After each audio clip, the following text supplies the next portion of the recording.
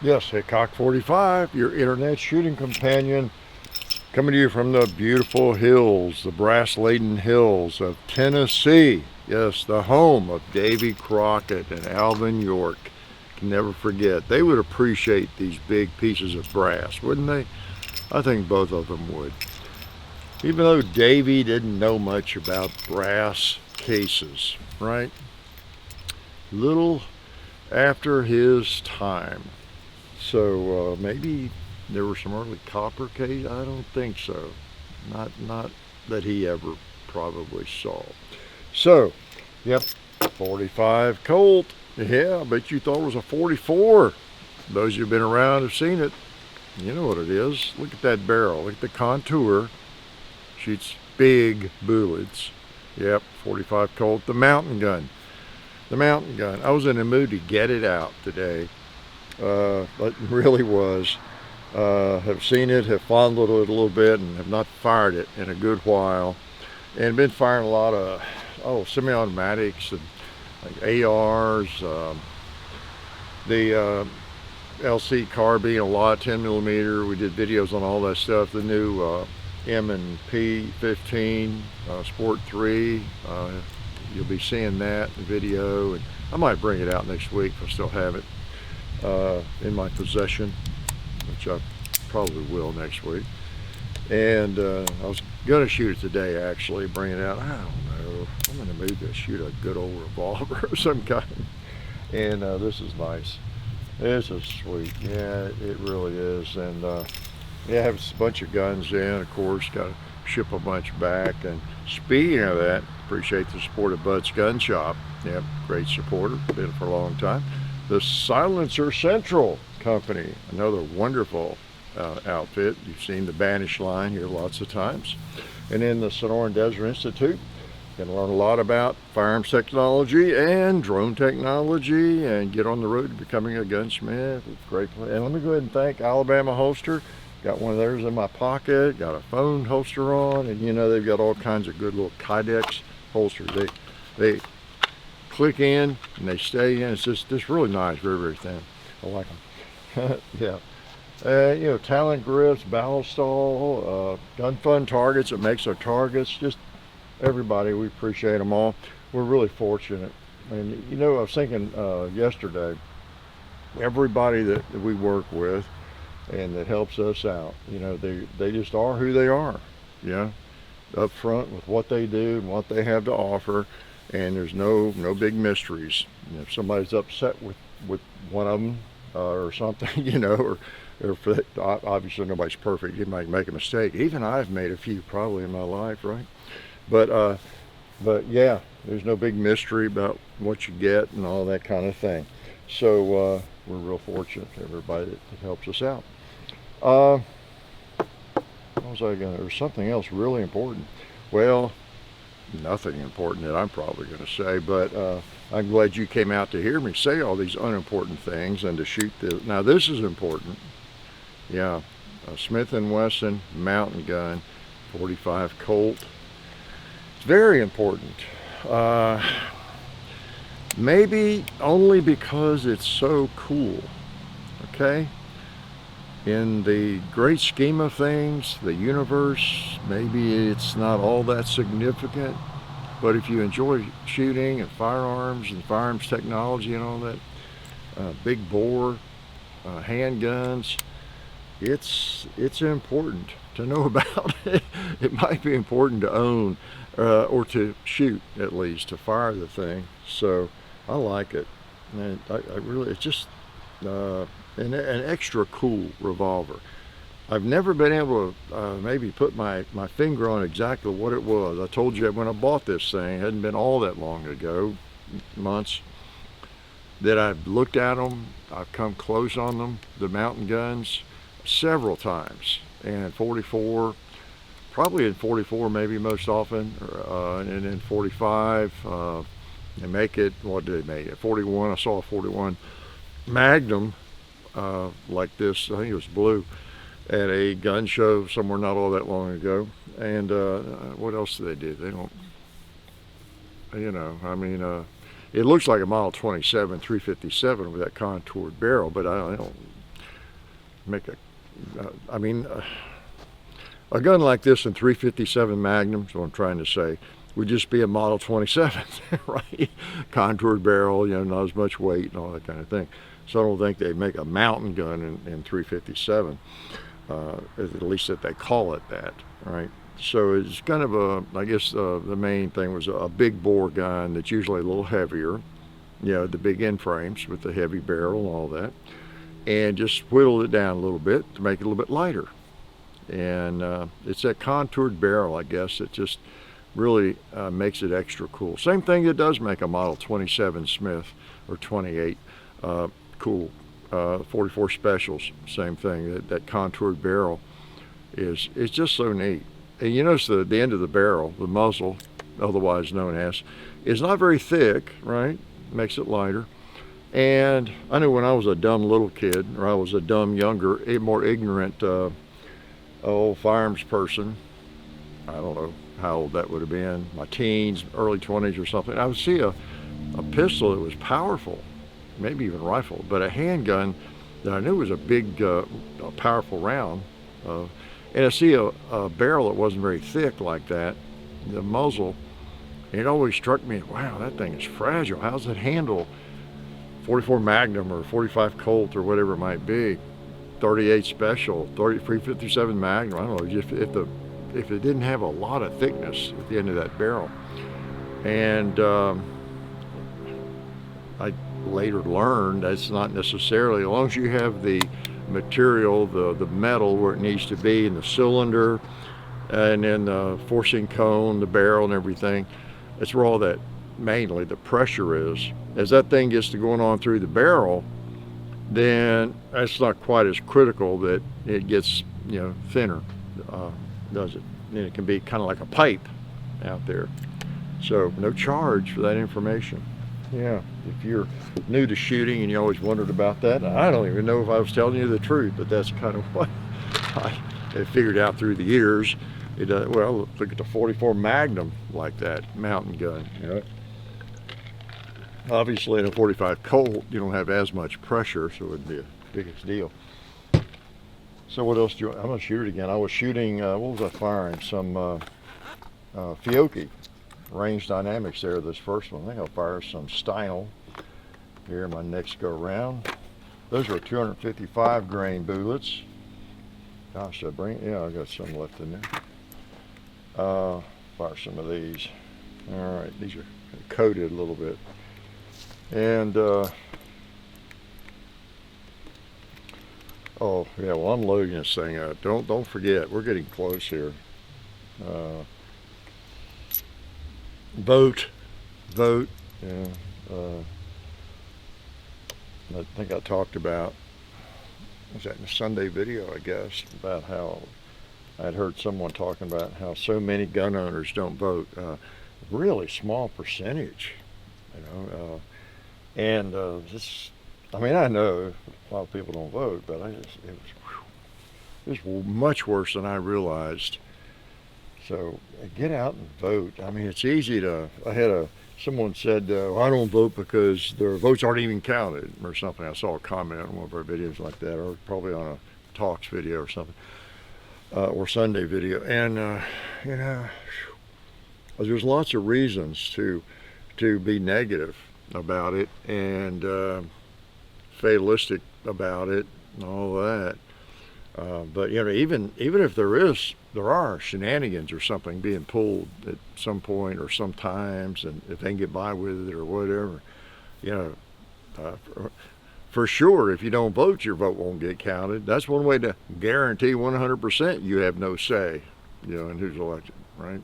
So at least vote, and then if that's a big concern, which it is, then donate to causes and to people that are investigating that, and make sure that's investigated and do what you can there. Calling your congressmen, woman, you know, senators and everybody. But man, get out and vote. It's just so easy to sit on the couch and not do that, and then criticize what comes along. And I know in a lot of states or in some places, if you really feel like you have no say, but I don't know. Part of that reason is 16 or 70% of gun owners is all that votes, and other groups. And so, yeah, you don't have a say if everybody didn't get out and vote, for sure. You may not win either way, but I don't know. I certainly ain't no perfect person, but I just feel, I don't know, like I'm not a part of the society at all, or I'm not a part of the republic. I'm not a citizen, if I don't vote. It's just one thing I can do. Simple enough, It's not that big a deal. Stop by the polling booth or mail it in or whatever. It's just almost like the same categories people who, want to complain about having to get a photo ID to vote or something. Too much trouble. Yeah, it's kind of important. It's kind of worth a little trouble, even a little doubt, getting past that doubt and go do it. If there are problems in the system, that's another issue that we need to be working on, which we are. I know a lot of folks are. So anyway, get out and vote. And again, hopefully vote with some common sense. Okay? Remember, whoever you vote for, you're not going to be married to. You're not even going to have them over for dinner. They might have terrible habits, eating habits. They might have terrible personality in some ways. It doesn't matter. It's the impact that they have on our system. Okay, let me shoot this thing. I'm shooting what? Some Steinel. Let's see if I can reach out and touch Clyde. Oh, Clyde, you like that, don't you? He hadn't been tickled for a few days. Cowboy's a little jealous. Okay. Yeah.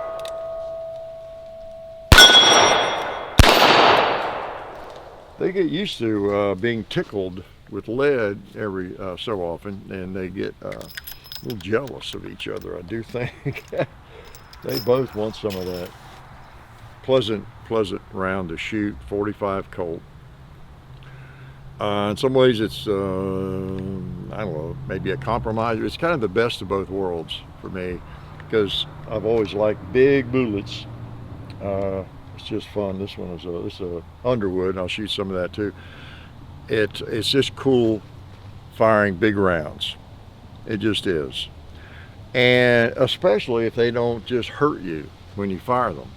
Okay, so file that away. If you've always liked that, you like the looks of them. Big. I know I did when I was a kid. The westerns, and there's guys that have the belt loops and all the rounds in their belt, and I thought, oh man, it's so cool. And so there are chamberings, cartridges that are big, heavy pieces of lead that you can send across the range, and they don't really hurt you. It's not, they might look big and powerful. I pull any of these out, of course. There's the Fiocchi or whatever. They look big and bad, and like, wow, that would really kick. I'd hate to shoot that, if you're young and haven't fired anything other than 22 yet or something. But they're not that bad. They're not. They're pretty pleasant to shoot. They really are. And whereas once you get into 44 mag or hot 44 magnums, then you get into some pretty good recoil, or 454, Casull, and others. So let's fire a couple of these Underwoods. Yeah. Let's see. Do I have any advice for young people before I get too carried away here and go too long again? Yeah.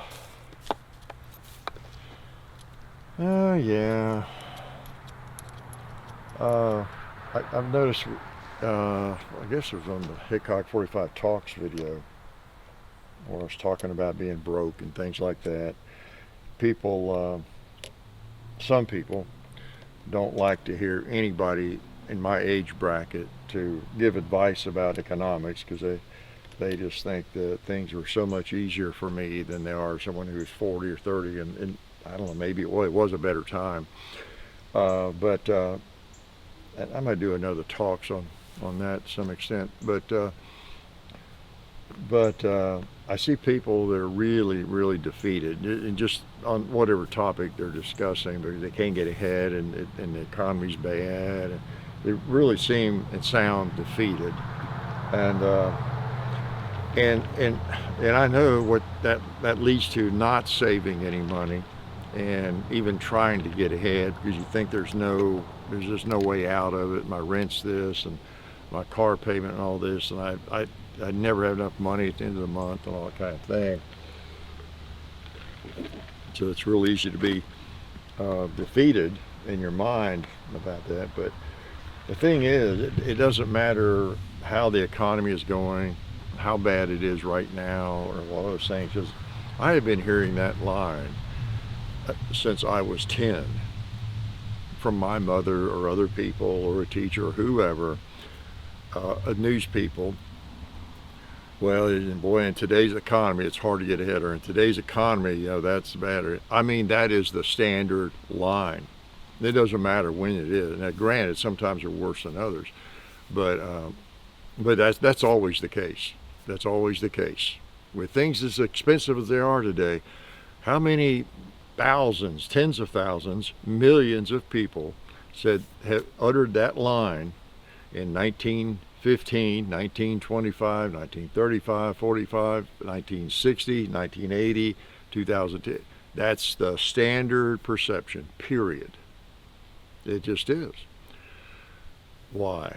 Well, again, sometimes things are worse than other times, but there's never enough closet space, to go back to my analogy, of money. It's like that, We never, no matter how many closets we have, if I added 2 nice closets in your house tomorrow, because I'm so handy, such a great carpenter, and I came back in a year, all your closets would be packed, and you would not have enough closet space. It's the same with money, no matter what we're making. I've had a wide range of income in my life, and it's always almost enough.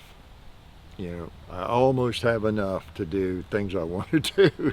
I mean, I've always been okay. I haven't missed any meals, but I mean, it's just the way it is. It's all so relative. So somehow you got to get under living under your means. You got to spend less than you make. Just that matter. That's and whatever it takes. That's the hard truth. Whatever it takes. Obviously, you want to make more. Whatever that takes to some extent. But you just have to live on less than you make, and then save some of it. If it's just 1% to start out with, and once you get going, then you up it to 2% next year or next month or whatever.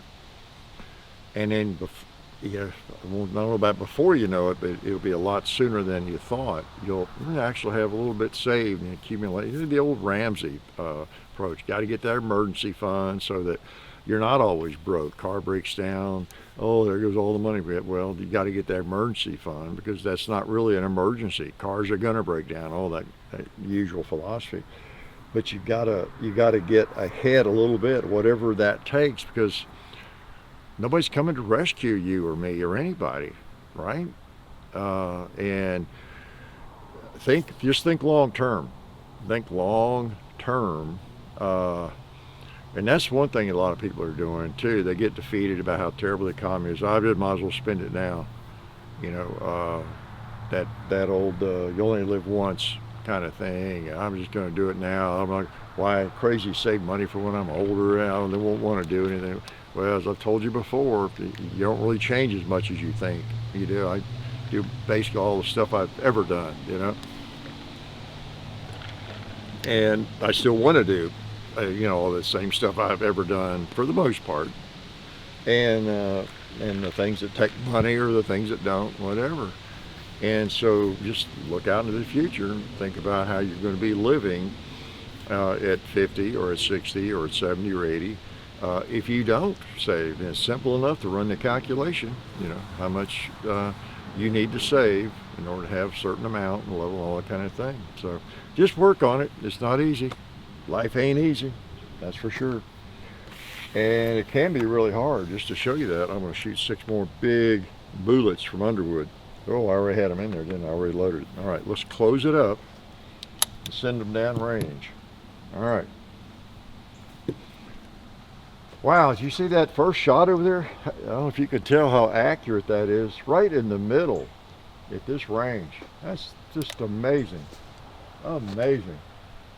I'm going to see if I can hit the cowboy without hitting that bowling pin. Yeah. Let's put one of these on Clyde. Let's see if we can hit the gong. Do you remember where to hold?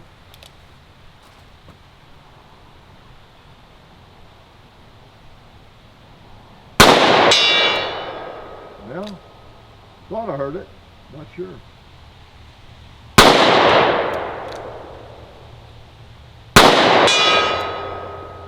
Okay. That wasn't very loud, but I saw it rocking, so something hit it. Let's shoot Alabama holster. Yeah, I like this. Took me long enough to acquire one. Yep, but I finally got around to it in my old age. I've made up for my earlier sins of omission. And I have done that. I have been able to do that. I've been very, very fortunate. You know, I have the video, what do we call that? The Ones That Got Away, something like that, where I brought out, I think it was over here, I brought out all the firearms that I have replaced. You know, the ones that got away, then I replaced them. You know, like the Ruger Blackhawk, the old action Ruger Blackhawk, the 6-inch blue Python, what else? The Browning High Power, you know, various guns that back in the day, in the 70s or 80s or 90s, I fooled around and traded them off or sold them, something, and you know, so it's been kind of a process the last 10, 15 years I have, since we've been doing this. I have gradually replaced some of those with as much the exact gun that I could find. And they really are pretty much exact. Oh, and the Model 19 Smith & Wesson, speaking of Smith & Wesson revolvers, the Model 19 with a 6-inch barrel, you know, that's one of them. The high standard Riot shotgun. Hope you've seen that video. Was it a K1200? That is a nice shotgun. Yeah, let that one get away. What else? There are a couple more, I think. But it's been nice to be able to do that, even though they're not the same sentimental firearm that I did have. And it'd be nice to have the first one, but that's the way it is. We all let them get away, don't we, sometimes? So, anyway, let's shoot some more. Let's go back to the Fiocchi. Okay. All right. Yeah, we play the field with ammo these days. Kind of nice. I've shot a lot of different kinds of ammo in the last year or so. Yeah, boy. Okay. What should I shoot? We've not even bowling, have we? Not a bit.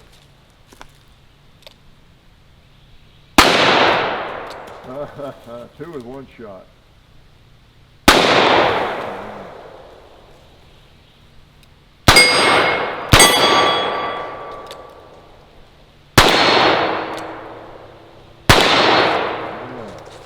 Got a bowling pin and a hog. That old hog's taking a beating too. I do put a lot of lead on the cowboy, but little hog gets his share.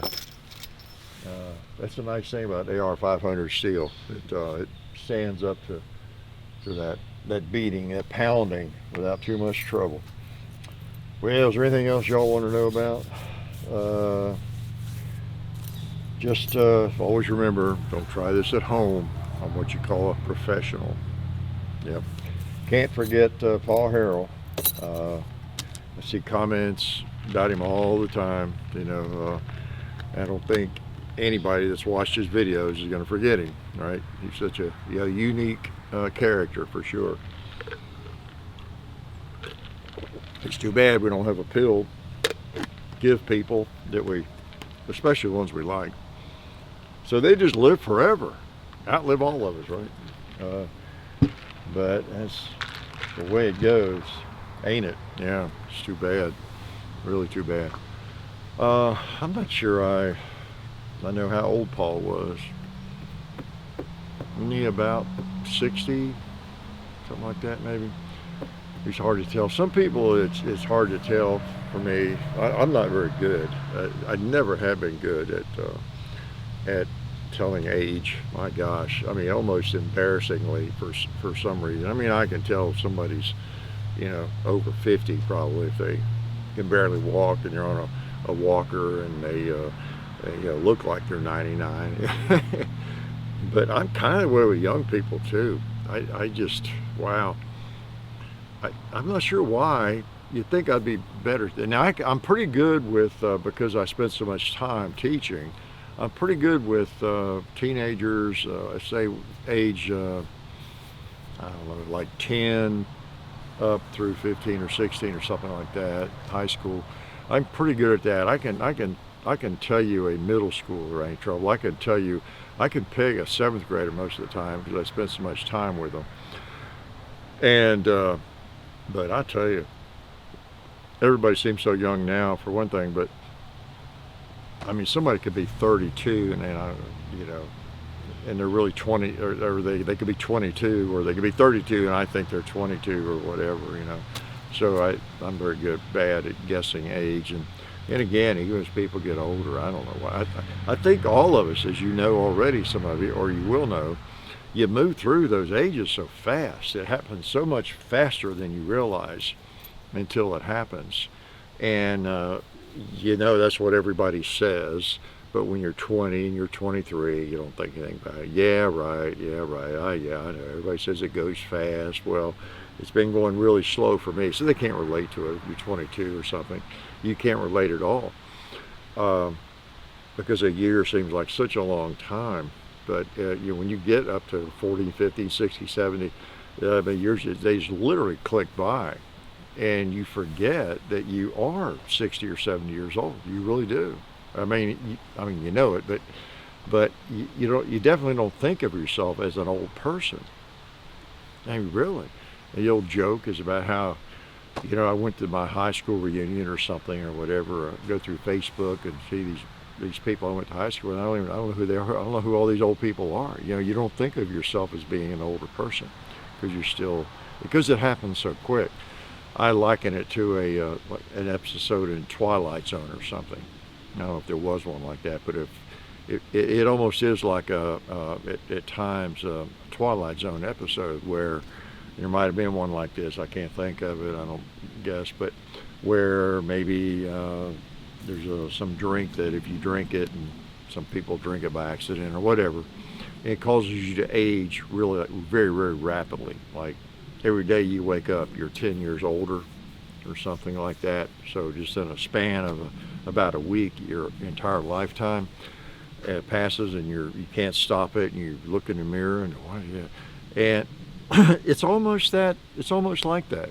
It's not that extreme, but it really is, because your mind really hadn't changed much. Your thinking, and well, it does, because if you've read a few thousand books and you've grown and become more educated, obviously you're not the same person, but as far as physically and you just, wow, it's really odd. I still think of myself as a college student almost, or in my 20s, not in the sense that, oh, I'm still young, I need a Corvette, or not in that sense. We'd be chasing women around who are 22.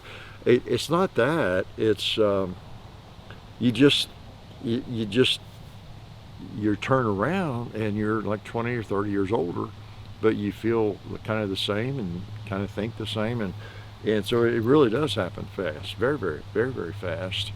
I used to think when I was in my 20s, you see old people, like, wow, I mean, you would think of them as just literally ancient, and they almost represent several hundred years of aging. It just took them forever to get that old.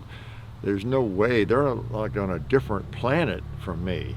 There's no way they know anything that I'm talking about or could understand, this world, or, And you don't realize it when you're young that, well, no, they just sort of blinked and there they were, you know, at that age. It really does come along very, very quickly. So keep that in mind, you 22-year-olds. Okay, I'm liable to get off on it. Can I shoot 6 more of these and then kick y'all out of here? I'm going to shoot these Fiocchis. I think it's the first box of 45 Colt maybe I have had from Fiocchi. Jacketed, yeah, 255 grain bullets. Kind of flat. That means they'll hurt more if they hit you in the foot, right?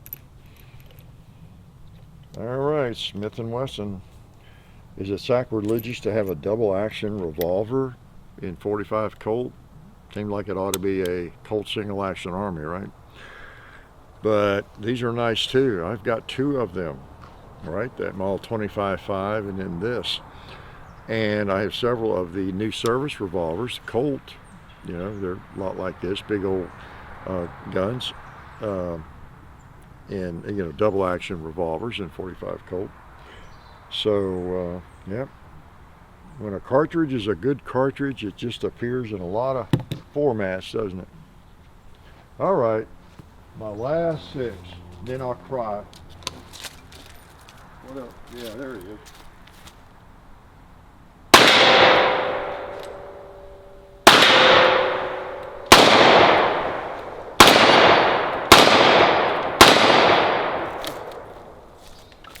Yeah, nice gun. By the way, you know, last week I was giving you some advice, or recently, about working on your double action trigger pull. It's a good time to do it when you have spent shells in there for young people.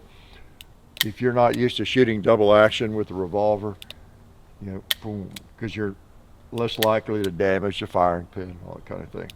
Just hold it on a target and just pull through, you know. Strengthen up that trigger finger. Yeah, you want to have a strong trigger finger. One of the most important things in life, right? So, okay, now I got it all dirty, but it will clean up like a new one. And you see that dirt in there?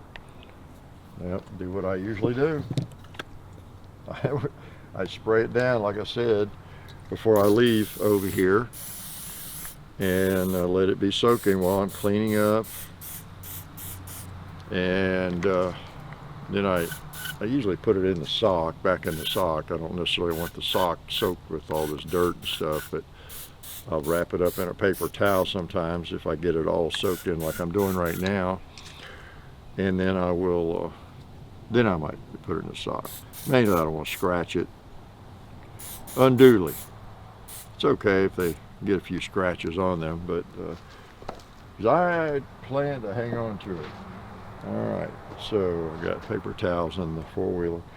I'll get, okay, nice old revolver, and I've yacked at you enough. So don't forget the Clips channel. John's posting every day. I think he started posting it in the afternoon instead of the morning, and then the Talks channel. I may do a talk or two today before I wrap up. Okay, well, I got everything out. By the way, Talks channel, anytime you see me sitting around yakking, whether it's on the Clips channel or Sunday or Talks channel or whatever, I am not claiming that I am all that smart or have anything profound.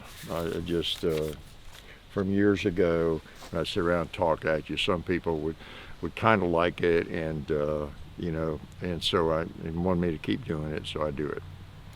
So, not that anything I say is any smarter than anybody else, but I just weigh in on different topics.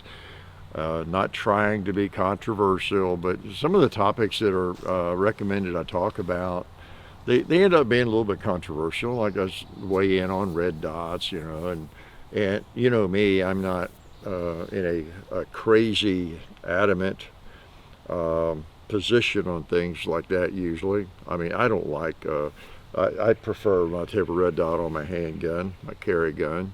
But I know a whole lot of people do. So I could take some position where I could just claim they're the dumbest thing that ever came along, like some of the comments said, or on both sides. But I don't feel like they're the dumbest thing that came along. I saw a lot of people I was competing with way back in 1989 and 90 using them on an open class in USPSA and everything. Now I guess they're okay in limited class, since so many people have them on a carry gun.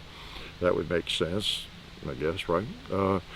But I never did do it at the time. Even I had an open class gun for a couple of years. I didn't want to mess up my going back and forth between iron sights and dots and all that. But I saw some people really shooting well with them, really. So yeah, obviously. But again, you're pulling the gun out real quick, and in a quick and dirty 3 feet, everything doesn't go according to the FBI statistics, but generally it's 3 rounds or less, 3 feet, all that kind of thing, 3 seconds, and it's over. And often there's no sights even seen and all that kind of thing. And so I'm not going to be looking for a red dot on my carry pistol. But like I said, who knows, down the road I might not be able to see anything other than a red dot or a green dot or a purple dot or a blue dot. But anyway, I have definite opinions on things, but I don't I try not to get into a crazy level, on that, because everybody has a different taste. And I discovered that early on with just doing the gun reviews. There were some guns that I thought that we got at the range or whatever that nobody's gonna like this thing, or I don't like that thing, and I would be surprised how many people, you could tell from the comments, that just really liked that firearm, and how many people owned it, whereas it was one that I just really didn't care that much about and would never buy that. Just lots of people, and it was a little bit of an eye-opener. And it kind of reined me in. Not that I needed reining in, but it kept me from going too far off the path on that, and just trashing this gun and that gun, and really making a lot of fun of it. Had a little fun with High Point and some others, but I do realize that I keep myself reined in a certain level, because I understand, man, there's every gun on the planet has a following, and in many cases it's a big following, even if it's a firearm that many of us, you and me both, would not care that much about. There's a lot of people out there that have that gun and love it, and so I just, well, we might have a little fun occasionally, but I don't want to get in the habit of just trashing people's favorite guns especially just to get views or something, or just to be dramatic, which is nothing that I really do, I don't think, ever, do I? So I'm not good at drama. Others are. There are some really dramatic people online. I don't think I'm one of them. So for that reason, I appreciate y'all coming around, because you don't get all that juicy drama, right? But appreciate y'all watching, and it's been really good to have you over here in the woods with me, because it's kind of a nice fall day. We're up on the 13th now, right? Yeah, so before you know it, it will be, November. That's hard to believe. Yeah, but October might be my very favorite month. Low humidity, fewer bugs, nice temperatures usually, and all that kind of thing. Yep, and I feel a little guilty. People are going through such a tough time in other parts of the state, and North Carolina and Florida, and wow, the hurricane's hitting on the day I'm doing this, and I mean, it's just, it's just crazy what some people are going through and have gone through, and I really hate it for the North Carolina folks, because it's that's just nothing that generally happens there, and we all can relate to that, in the sense that, wow, what if that happened here, or something that catastrophic, where you live somewhere like I do, where there's not generally a lot of weather conditions that are just going to wipe, unless you get hit by a tornado, and it can be that bad or worse, right? But it's just incredible. You know that if you live on a coastline or around the Gulf or certain areas, that you're going to have hurricanes. That's going to happen.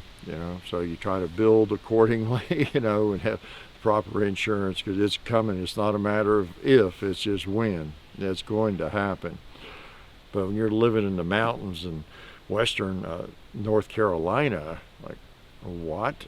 To have that kind of devastation. I went to school over there my freshman year at Western Carolina University, and I haven't seen how much damage was there in Cullowhee, North Carolina, but those mountains are just beautiful. And imagine living up in there with no road and no electricity and everything. You talk about surviving, trying to survive, and hopefully a lot of these people had some prepper blood in them, but I'm sure a lot didn't. And there were probably some people living over there that had moved into those mountains, and that was the last thing on their mind, something like that happening. And probably even some folks that, it's maybe their first foray into the country, living out in the wilderness, maybe moved down from New York or something, retired, and got them a cabin up in the mountains or something,